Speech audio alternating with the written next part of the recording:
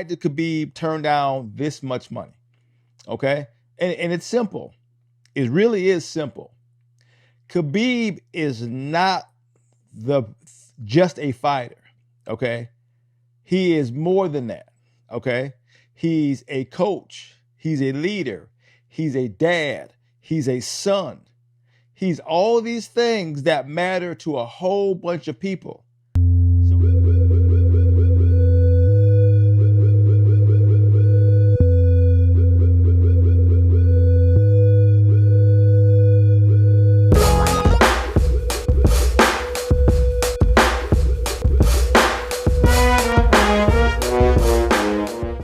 Hey, what's going on, fight fans? Hey, this is Coach D, the Wild Man, coming back at you again with another episode of Coach D Media.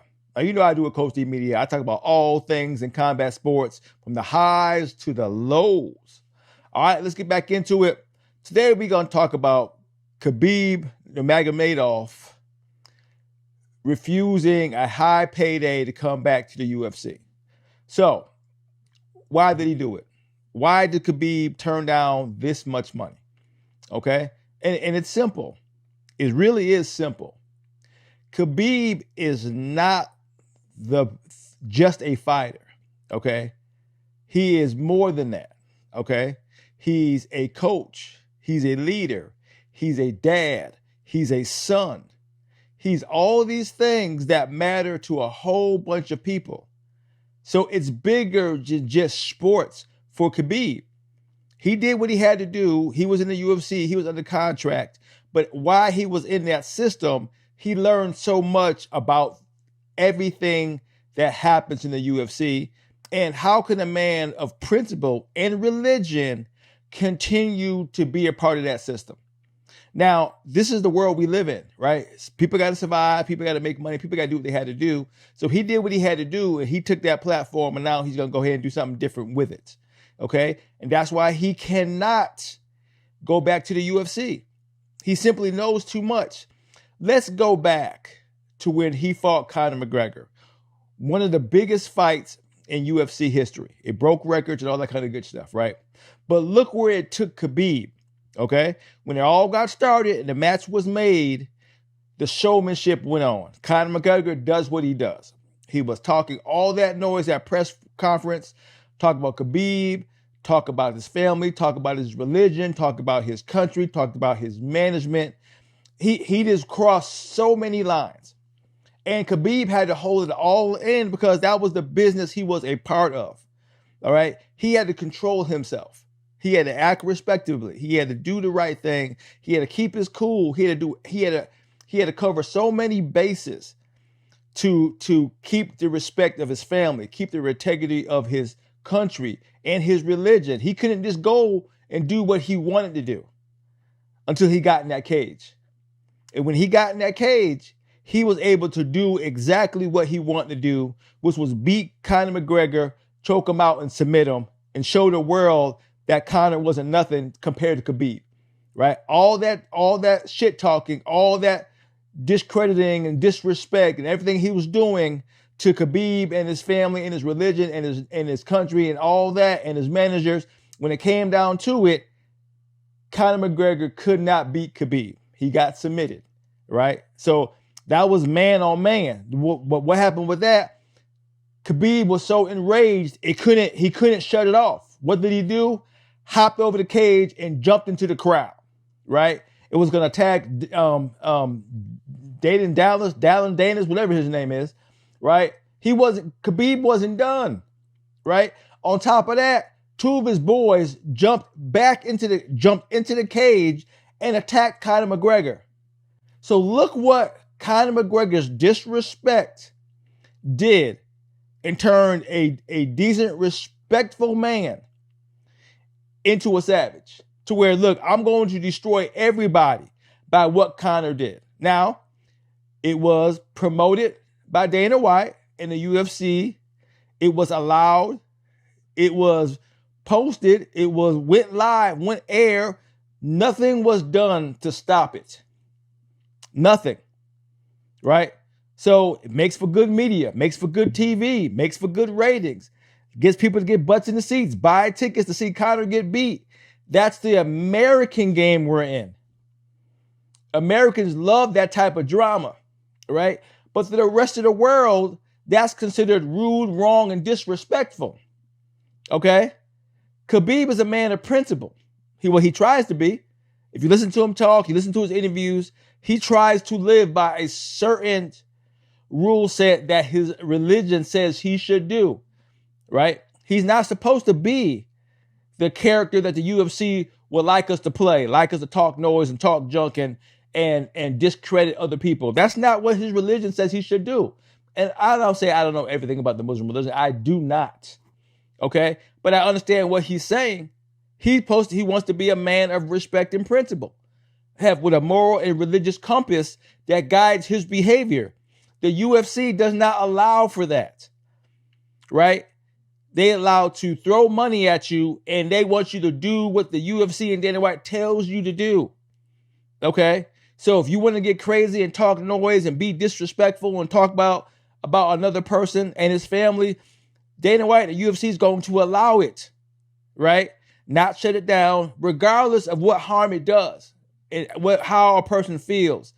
Because they say you can solve it in the cage, but your wife can't solve it in the cage. Your dad can't solve it in the cage. Your kids can't solve it in the cage. The country you're from can't solve it in the cage. Only the person you're talking to can solve it in the cage. Now, if you kept it just to that one person, the person you're getting to fight, that's one thing. But if you talk about everybody else on top of that, that's something different, right? And if you're a leader, not only a coach, but a leader, somebody that people look up to, your actions are going to reflect what they do and how they follow you. So he has to be a man that has to live by certain rules, and money can never take that away. So there's no amount of money Dana White could offer Khabib to make him go against his religion. And in a corrupt system like the UFC, right, there is no way you can be a man of principle and not get corrupted.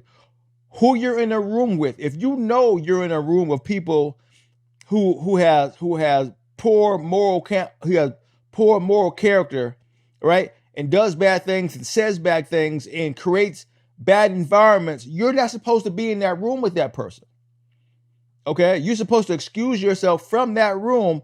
But if you're in a room with a UFC meeting and Dana White's talking about how the fight's going to go on, you're required to be in that room, even though the people in that room are the people that you're not supposed to associate yourself with because they're people of low character in some cases. Not everybody, but some, right? So what do you do as a man of principle religiously, right, with a strong moral compass and a strong belief system? What do you do? How do you separate yourself from that, right? But when you're thinking like an American mindset that anybody can be bought, right? Then there goes the problem. Khabib can't be bought. Well, as we're seeing right now, he can't be, okay? So that's the reason why he cannot be a part of the UFC. It has nothing to do with just money. The UFC is a corrupt system, right? It is. It encourages bad behavior. It fosters bad behavior. It tolerates and allows bad behavior, right? Dana White himself, the contract practices that he's been doing has got him into a lawsuit, right? The UFC is in a lawsuit for bad behavior, bad practices, okay? When you look at that, how could you be a part of that if you're a man of principle, moral and religious compass? It doesn't allow you to do that, right? It just doesn't allow, right? When you compromise yourself, it's when problems start, right? When you think that money solves everything and it's all about the bottom line, what's one thing that you hear a lot of people say in America? When they do certain things that are morally wrong, right? But they get paid to do it. What do they say? I was just doing my job.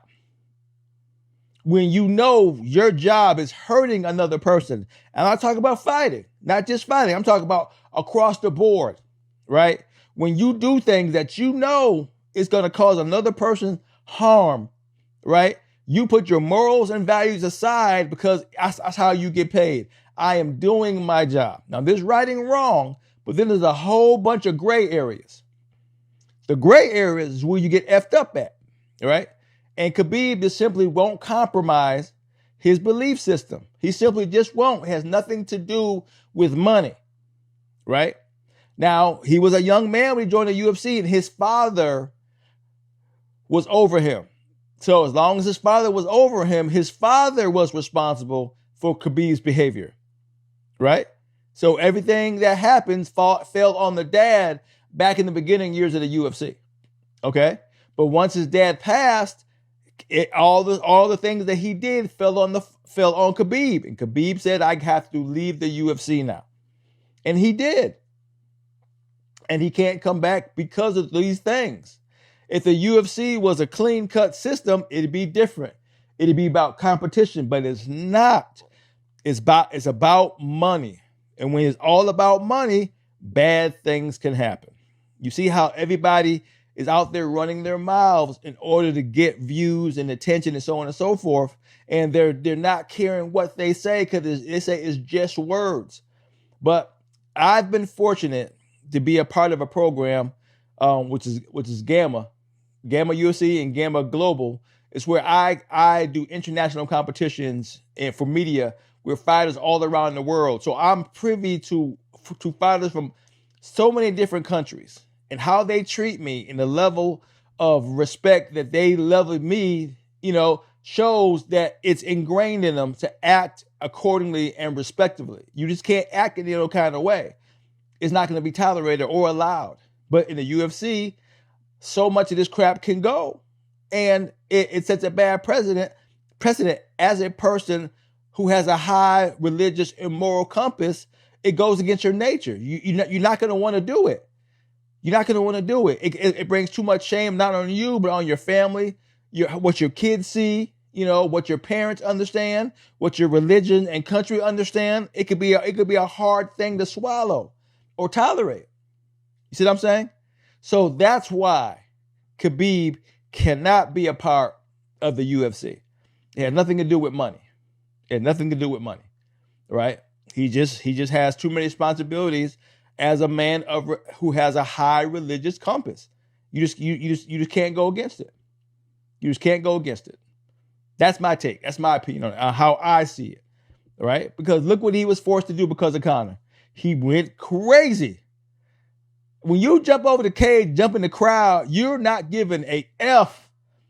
Right? And on top of that, when two of your boys hop over the cage, the one to jump on Conor, that shows you has nothing to do with the sport. Nothing. They didn't care about the rules. They wanted Conor, period.